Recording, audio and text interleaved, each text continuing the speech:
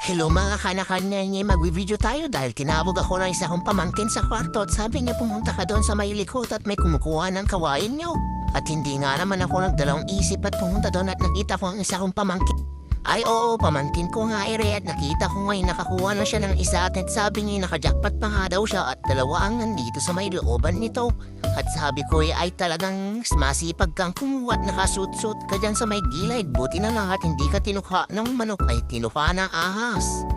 At siya'y pumunta na sa may gilid. Gusto na nga daw niya tong balatan at nakita kung gaano to kadami. At nakikita naman natin na sobrang lit na nakuha niya.